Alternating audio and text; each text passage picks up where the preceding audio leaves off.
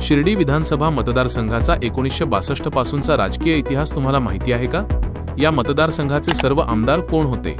कोणत्या पक्षाने सर्वाधिक वेळा विजय मिळवला? आणि 2024 पर्यंत कोण आमदार झाले? या व्हिडिओमध्ये 1962 ते 2024 पर्यंतच्या निवडणुकीचा इतिहास, प्रत्येक आमदार, त्यांचा पक्ष आणि बदलत गेलेले शिर्डीचे राजकारण. तर महाराष्ट्र राज्याच्या स्थापनेनंतर 1962 मध्ये झालेल्या शिर्डी विधानसभा निवडणुकीत भारतीय राष्ट्रीय काँग्रेसचे कारभारी भीमाजी रोहमारे यांना 28,679 मते मिळाली, तर त्यांचे प्रतिस्पर्धी अपक्ष उमेदवार मोहनराव आबासाहेब गाडे यांना 16,486 मते मिळाली. या निवडणुकीत कारभारी भीमाजी रोहमारे यांनी 12,193 मतांच्या फरकाने विजय मिळवला.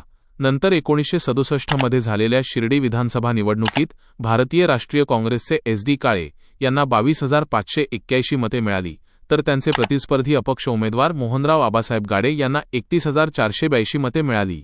या निवडणुकीत मोहनराव आबासाहेब गाडे यांनी 8,901 मतांच्या फरकाने विजय मिळवला.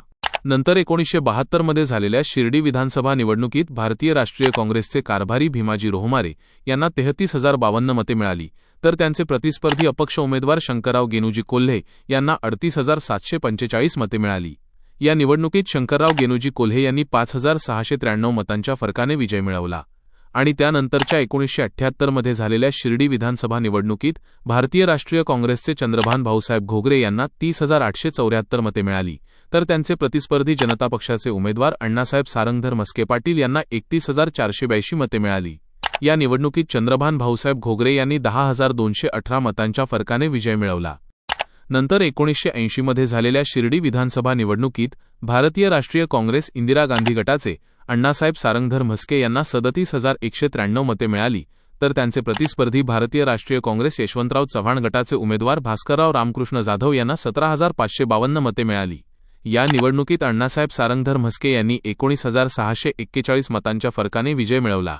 त्यानंतर 1985 मध्ये झालेल्या शिर्डी विधानसभा निवडणुकीत भारतीय राष्ट्रीय काँग्रेस इंदिरा गांधी गटाचे अण्णासाहेब सारंगधर म्हस्के यांना 41,353 मते मिळाली, तर त्यांचे प्रतिस्पर्धी भारतीय राष्ट्रीय काँग्रेस समाजवादी शरद पवार गटाचे उमेदवार रावसाहेब नाथाजी म्हस्के यांना 36,069 म्हस्के यांना 36,069 मते मिळाली. या निवडणुकीत अण्णासाहेब सारंगधर म्हस्के यांनी 5,284 मतांच्या फरकाने विजय मिळवला. नंतर 1990 मध्ये झालेल्या शिर्डी विधानसभा निवडणुकीत भारतीय राष्ट्रीय काँग्रेस इंदिरा गांधी गटाचे अण्णासाहेब सारंगधर म्हस्के यांना 45,886 मते मिळाली, तर त्यांचे प्रतिस्पर्धी जनता पक्षाचे उमेदवार एकनाथ चंद्रभान घोगरे यांना 28,089 मते मिळाली. या निवडणुकीत अण्णासाहेब सारंगधर म्हस्के यांनी 17,797 मतांच्या फरकाने विजय मिळवला. यानंतर राधाकृष्ण विखे पाटील यांनी 1995 सालच्या शिर्डी विधानसभा निवडणुकीत काँग्रेस पक्षाकडून पहिल्यांदा विजय मिळवला.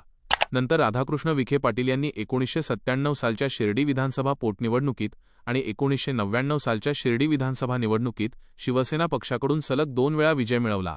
यानंतर राधाकृष्ण विखे पाटील यांनी 2004, 2009 आणि 2014 सालच्या शिर्डी विधानसभा निवडणुकीत सलग 3 वेळा पुन्हा काँग्रेस पक्षाकडून सलग 3 वेळा विजय मिळवला.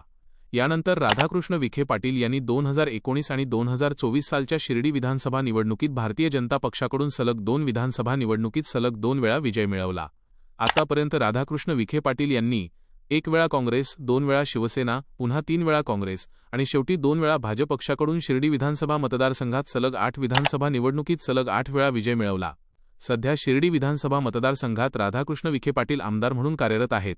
तर 1962 पासून ते आतापर्यंत झालेल्या कोणत्या आमदाराने शिर्डी विधानसभा मतदारसंघाचा विकास चांगल्या पद्धतीने केला, त्या आमदाराचे नाव कॉमेंट करा. धन्यवाद.